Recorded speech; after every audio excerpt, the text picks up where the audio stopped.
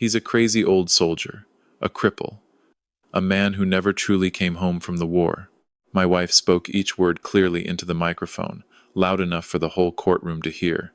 For 31 years I haven't been living with a husband. I've been living with a nightmare. A laugh broke out from the back row. Then a few more laughs followed. 31 years of marriage, ending in mocking laughter, aimed at a man who had spent his youth throwing himself across the line between life and death to save others. My wife wouldn't even look at me. Her lawyer gave a faint smirk. For nearly an hour, he had painted me as a bitter old man out of control, mentally unstable, and undeserving of anything after the divorce. Everything seemed already decided, until I turned to the judge, just as he was lifting his coffee cup to take a sip, and calmly asked, "Judge Prentice, do you still remember me?" The coffee cup froze in midair.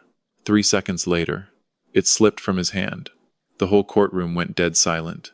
The judge turned pale and shot up from his chair, as though he'd just seen someone who wasn't supposed to be there. "My God. Is that you?" But that was only the beginning. What stunned the entire courtroom wasn't that the judge recognized me. It was that a secret never spoken of for decades was beginning to come to light. My name is Harlan Meade. I'm 69 years old, and for 25 years I was an Army combat medic, which means I spent the best part of my life kneeling in the dirt, keeping other men from dying. I live outside Clarksville, Tennessee, close enough to Fort Campbell that you can hear the helicopters some nights, and I'll tell you, I've always found the sound of them comforting rather than not. Here's the first thing they teach you in my old line of work, and it took me most of my life to understand it applied to more than a battlefield. You stop the bleeding you can see. That's the whole discipline of it. You find the wound that's killing the man right now, and you put your hands on it and you press, and you carry everything else, all the wounds that don't show, home with you to deal with later, except later never quite comes. And some wounds don't bleed on the outside at all. You can save every man in your unit and still not know how to treat the thing bleeding quiet inside your own house. Remember that. It's the whole story. Let me take you back to that courtroom, to the moment the coffee cup stopped. Because for a second, Judge Prentice just squinted at me like his eyes were lying to him. Then the color drained right out of his face. He came up out of that chair so fast it rolled back and hit the wall. "Oh my Lord," he said, barely above a breath. "Harlan Meade." And suddenly that little courtroom did not feel small anymore. My wife's attorney, a slick, expensive man named Wendell Fisk, looked from the judge to me with the beginnings of real panic. For 40 minutes he'd been painting me as a bitter, damaged old man who'd frozen his poor wife out for decades. He'd been enjoying it too. Now, all at once, his tie looked too tight. And Glenda, my wife of 31 years, sitting there in a pale gray blouse I'd bought her 3 anniversaries back, finally looked confused. "We're taking a 15-minute recess," Judge Prentice said, and his voice wasn't quite steady, and I just sat there with my hands folded, feeling every one of my 69 years settle down into my bones. That was the moment my wife realized she did not actually know the man she'd married. If you've ever been reduced, in front of a room full of strangers, to the single worst word someone could pin on you, then you know it doesn't land the way you'd expect. Broken. I turned that word over. And the strange thing is, it didn't hurt nearly as much as it should have. Because down underneath everything, I knew Glenda wasn't really angry at me. She was angry that life hadn't turned into the thing she'd pictured. A lot of folks our age carry that same quiet disappointment. Some marriages survive it, some don't. If you've ever loved someone for decades and watched them slowly turn into a person who seems disappointed by the very sight of you, then you know it doesn't happen in a fight. It happens in 1,000 small silences. A look that used to be warm and isn't anymore. A hand that used to reach for yours and stops reaching. You don't lose a marriage like that all at once. You lose it the way a man loses his hearing, so gradual that one day you just notice how quiet the whole world has gotten around you. Let me tell you how we got here. I grew up in a little Tennessee town where nearly every family had somebody in the service. My daddy served in Korea. My older brother Wade was killed overseas in 1969, when I was 13, and I think that's the day I stopped being a boy. By the time I finished high school, joining the Army didn't feel like a choice I made. It felt like weather, like gravity. I signed up to be a medic because I'd already watched enough men not come home, and I thought maybe I could be the reason a few more of them did. I met Glenda in 1990 at a fish fry at a church over in Hopkinsville. She laughed at a truly terrible joke I made about my own burnt hush puppies, and I remember thinking I'd never seen a warmer smile in my life. Back then, she didn't care that I drove a beat-up pickup with rust eating the wheel wells. She didn't care that my dress uniform was older than half the privates under me. She told me once, early on, that I made her feel safe. And for a long time, we were happy. Not movie happy. Real happy. House payments and Friday meatloaf and folding laundry together with the TV on, raising our boy Travis in a little brick ranch on the edge of town. But life changes people so slowly you can't see it happening, like watching a shoreline move. After I retired, things got harder for me, and I didn't have the first idea how to say so. The nightmares got worse. Crowded stores started making my chest go tight, and some mornings I'd sit in my truck in the parking lot of the hardware store for 20 minutes just working up to going inside. Glenda thought I was turning cold. The truth was I was tired. Tired in a place that sleep couldn't reach. But men from my generation, men raised the way I was raised, we never learned the words for that. So I stayed quiet. And I'm here to tell you, silence can rot a marriage just as surely as cruelty can. Slower, but just as sure. And Glenda started spending her days around a different kind of people. She'd moved up to loan officer at a mortgage company, and her days filled up with well-off clients and their well-off wives, women whose husbands owned car lots and cabins on the lake. I think somewhere in there she started being embarrassed by me. A quiet old medic who volunteered down at the Veterans Hall and wore the same brown coat every winter. When Travis grew up and moved down to Nashville, the house went too quiet, and Glenda started in on the little things. The way I chewed, the way I folded a towel, the fact that I still drove that old truck instead of buying something a person could be proud of. And then, eventually, she just stopped talking to me at all, unless she needed something. She asked me for the divorce last year over a cup of coffee, calm as discussing the weather. I wasted too many years settling, she said. And I just nodded, because after enough years, you find there are some conversations you can survive worse than you can survive a firefight. I never fought her. I let her keep the furniture. I agreed to sell the fishing boat. I offered her half my pension without an argument. But it turns out that once people stop respecting you, your kindness just looks like weakness to them. And that's how her lawyer came to want everything. The house, my savings, even my daddy's little fishing property down on the Cumberland. And I could have hired somebody better than the man I had, but honestly, I'd stopped caring much about money. What got to me was hearing 31 years reduced to one ugly word in front of a room full of strangers. Now, let me tell you about the night I met Judge Ford Prentice, because it happened 24 years before that courtroom, and neither of us knew it then. It was the winter of the great ice storm. People around here still talk about it like it was last week. 2 days of freezing rain until every tree and every power line and every road wore an inch of ice, and the whole region went dark and silent and deadly. I was home between deployments, and I was out on the interstate because a man with my training doesn't stay home when the radio's screaming. There'd been a pileup, and not a small one, freezing fog and black ice on the overpass, and by the time it was done there were better than 40 vehicles folded into each other across both lanes, in the dark, in the sleet, with people trapped and bleeding and the ambulances an hour out because the roads were sheets of glass. I still remember the sounds, the horns that wouldn't stop, people calling out names into the dark. I got out of my truck with the trauma bag I've kept behind the seat my whole life, and I went to work the way you go to work when there's too much of it and not enough of you. I don't remember how many I got to that night. I remember the ones I lost, though. You always remember those. I've carried those faces for 24 years, the ones I couldn't reach in time.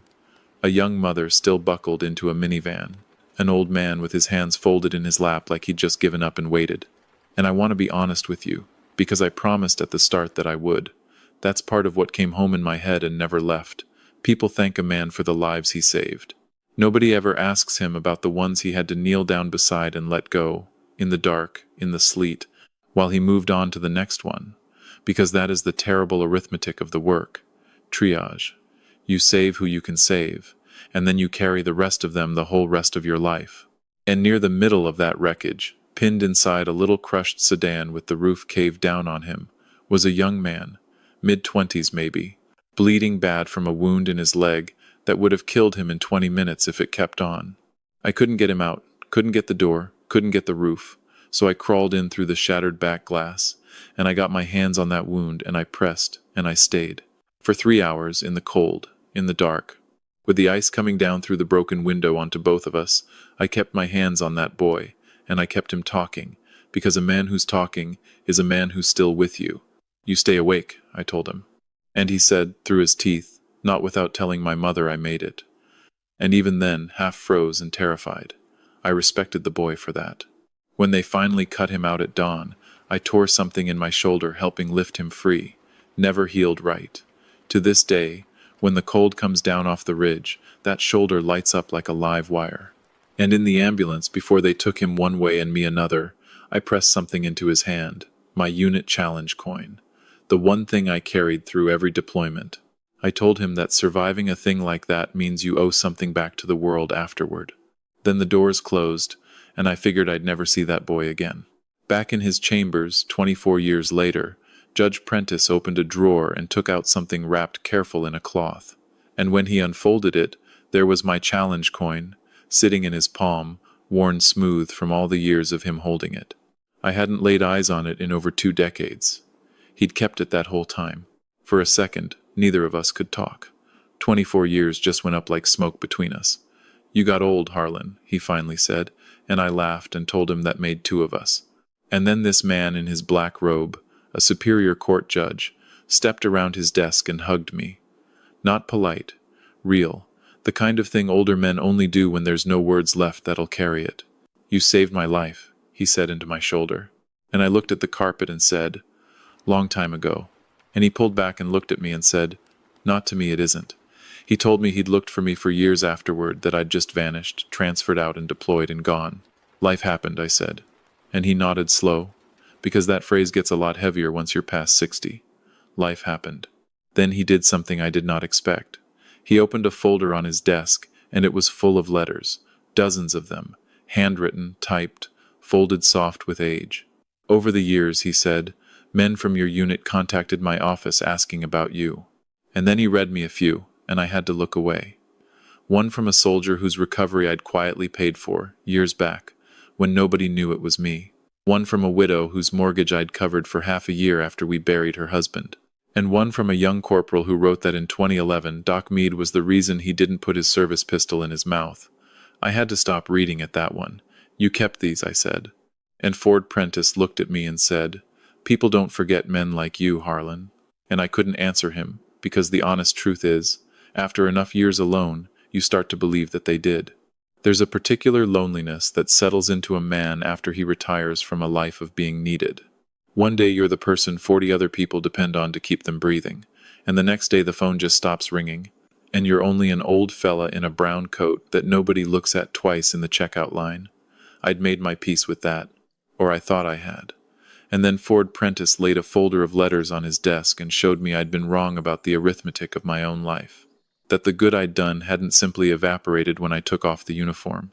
It had gone out into the world and kept on living inside other people. Inside men I'd half forgotten, quiet, the way a coin stays warm in a pocket for 24 years. Then he said the thing that turned the whole day around. Everybody out there, he said, thinks this case is about money. But I think it's really about dignity.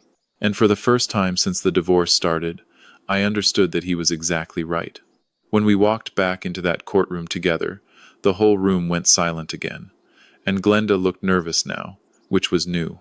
She'd walked in that morning with the confidence of a woman who was sure she'd already won. But when she saw the judge pull my chair out for me before he took the bench, something in her face came apart at the edges. Not fear, confusion, maybe the first crack of doubt. Her lawyer stood up to object to something, and Judge Prentice just raised one hand, calm as could be, and assured him the court remained impartial, and Wendell Fisk sat right back down and swallowed the rest of his sentence. If you've ever watched a whole room decide, in the space of 1 minute, that you might actually matter after all, then you know how strange it feels. Because nothing about me had changed. I was the same tired old man who'd walked in that morning. The only thing that changed was that people had learned there was more to me than what they could see.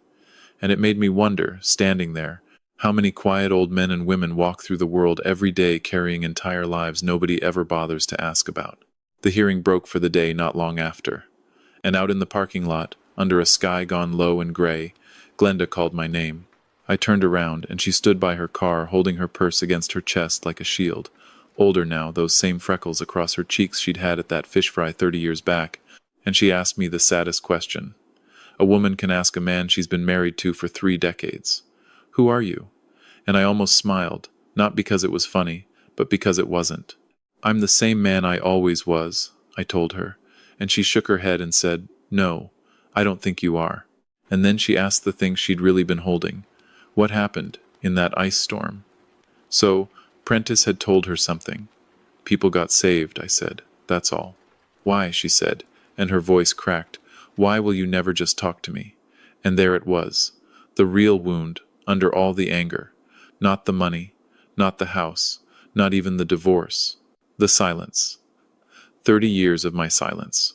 So I leaned against my truck, and I felt that old shoulder ache in the cold, and I said, If you really want the truth is, I forgot how to explain myself a long, long time ago. I told her that when Travis was small, I could still pretend I was fine, because the work kept me moving and the boy kept me pointed forward. But after I retired, it got loud in my head, and I didn't have anywhere to put it. I thought you stopped loving me, she said, looking down at the wet asphalt. And that one hurt worse than the courtroom had, because I never did. Not for one single day. I just got tired, Glenda. And she was quiet, and then she said, You know what the women at my office used to say about you? And I said I could guess. Emotionally unavailable, she said. Bitter, stuck in the past. And I chuckled and said they weren't all the way wrong. But I defended you at first, she said, and her voice broke. And after a while, I started believing them too. And I looked at her a long moment, and I told her the truest, saddest thing I know about myself. I spent my whole life terrified I'd miss something and a man would die because of it. And somehow, I said, I missed everything that was happening in my own house. She couldn't look at me after that. And for years I'd imagined that if she ever regretted leaving, I'd feel some kind of triumph. Standing there in the cold, all I felt was tired all the way down. It was my son who found the rest of it. Travis had called me the night she filed, and he hadn't yelled, and honestly I almost wish he had, because disappointment from your own child cuts deeper than anger ever could. He'd told his mother, on the phone, with me listening from the kitchen, You know Dad would never once betray you, so why are you treating him like a criminal? And Glenda had told him he didn't understand marriage. And Travis said the thing that stuck in my chest ever since. No, Mama, I understand loyalty. And then he drove up from Nashville a week later to help me sort out paperwork, and that's when he found it in the financial records. Dad, he said, you sold the truck.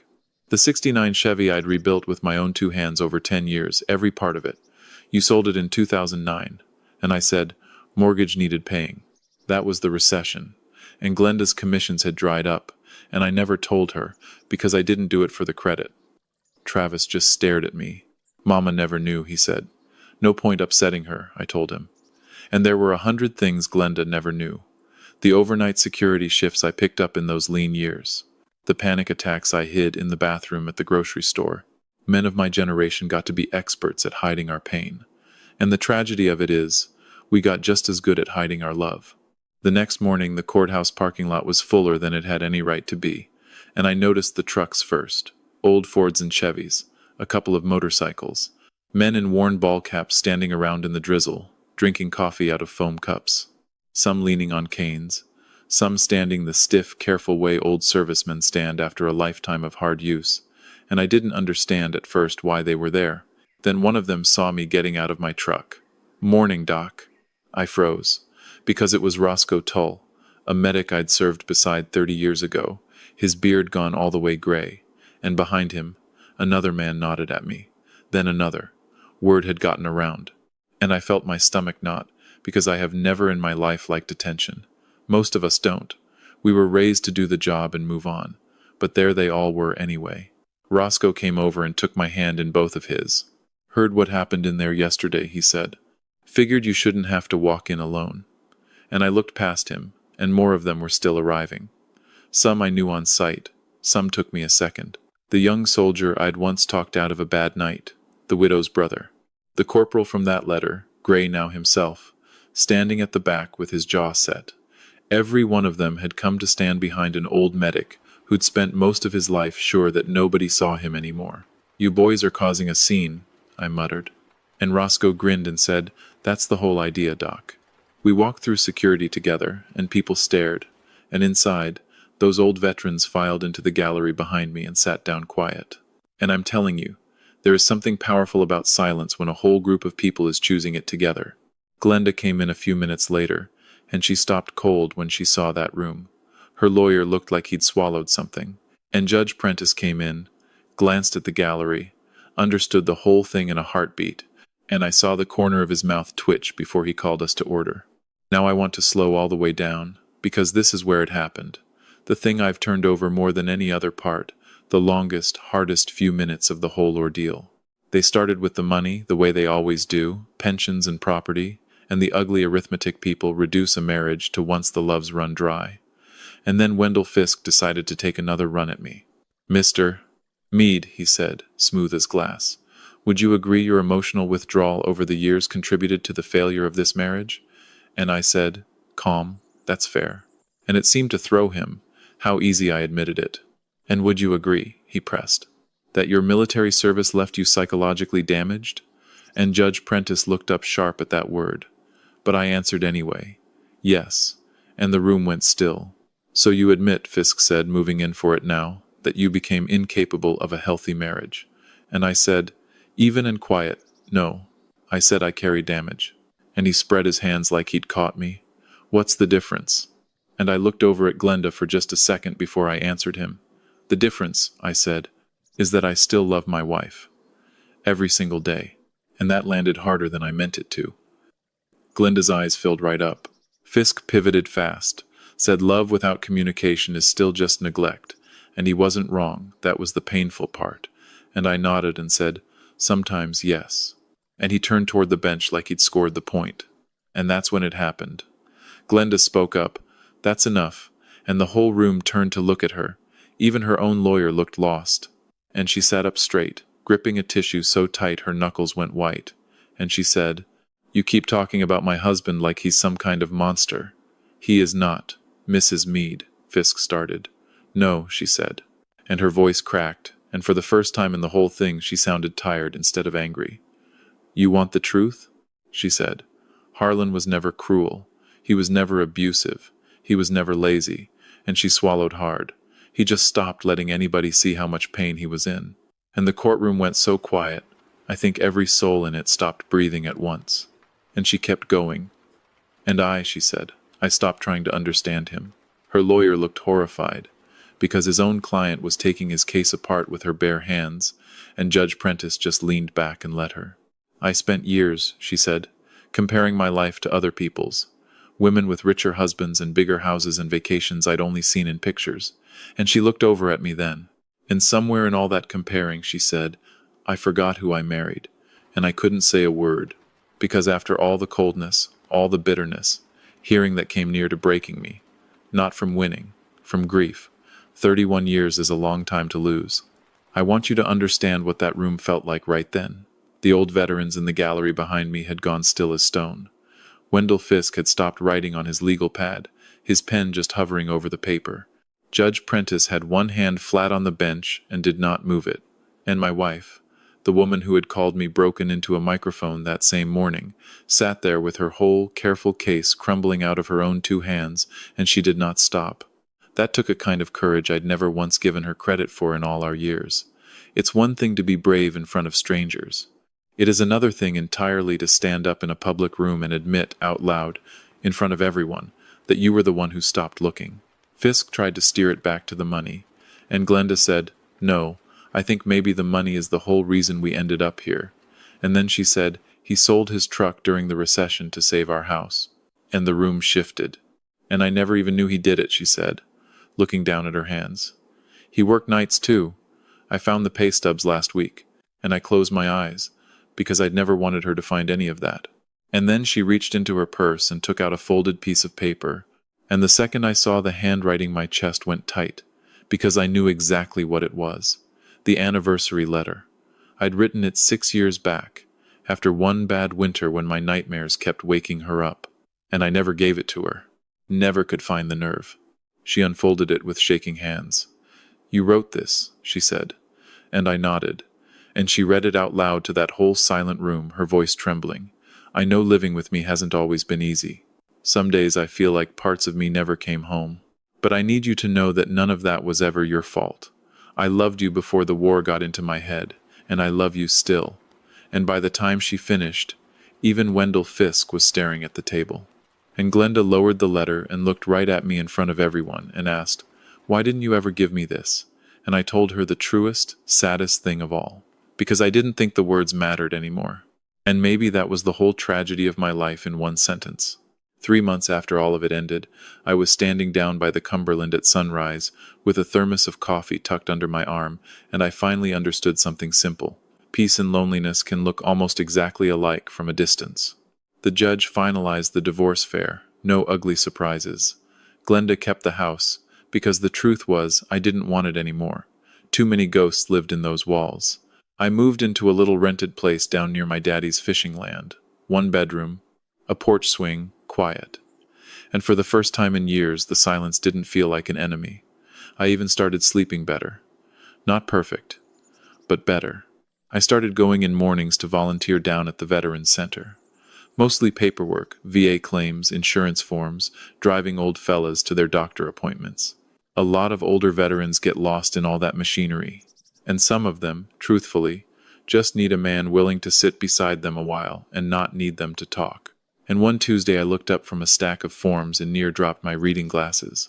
Glenda was standing in the doorway with a cardboard tray of coffees. The room got awkward in a hurry. A couple of the old Marines recognized her from the hearing, and somebody muttered something. But she walked in anyway, and I'll always respect her for that. "I brought coffee," she said, quiet, and nobody moved. And then old Buford, 84 years old, Korea, mean as a cottonmouth, but soft as bread underneath it, pointed at an empty chair and grumbled, "Well, don't just stand there letting the cold in." And that broke it enough for people to laugh. She started coming in after that. Once a week, then more. She helped sort donation clothes and answered the phones and sat with the spouses filling out forms. One afternoon I watched her sit with a Vietnam widow for the better part of an hour, just listening while the woman cried about a husband 30 years gone. And she caught me watching and said, "What, self-conscious?" And I said nothing. But it meant something to me. Not because I thought we'd get back together, we wouldn't. That chapter had closed. Some things break too slow over too many years to ever fully mend. But respect can come back, and it turns out friendship can too. Our boy noticed right off. "I can talk to both of you now without feeling like I'm walking through a minefield," Travis joked at a Sunday supper, one of the ones we'd started having again, mostly on account of our granddaughter, Ruby. Ruby was 10, and asked the kind of straight-ahead questions only children can. "Grandpa," she said one afternoon while we were fishing off the bank, "were you really a hero?" And I near choked on my coffee. "No, ma'am," I said. "But Judge Prentice said you saved people," she said. And I baited her hook and said, "Doing your job doesn't make a man a hero." And she frowned and said, "Then what does?" And I thought about that a good while. Finally I said, "Probably being kind when nobody's watching." And she seemed satisfied with that. Children understand the simple truths better than we do sometimes. A few weeks on, the Veterans Center held a little ceremony. Nothing fancy. Folding chairs and paper flags and coffee in foam cups. My favorite kind of American gathering there is. Ruby begged me to come once she heard they'd be recognizing veterans, and I nearly said no. Crowds still wear me down, but she gave me that look granddaughters give you when they already know you'll say yes. So I went. And Glenda came too, and we sat next to each other near the back while the thing got underway. And then the fella running it stepped up and said they had a special guest speaker. And Judge Ford Prentice walked up in a dark suit, and he saw me and grinned, because that man always did love an ambush.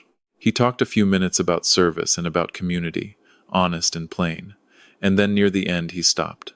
"A while back," he said, "I watched a whole courtroom full of people underestimate a man because he looked like an ordinary, tired old fella, and I already knew where this was headed, and wanted to slide right under my chair." "Too late now," Glenda whispered beside me, and Prentice said, "But strength hardly ever announces itself. In my experience, the strongest people in any room are usually the quietest ones in it."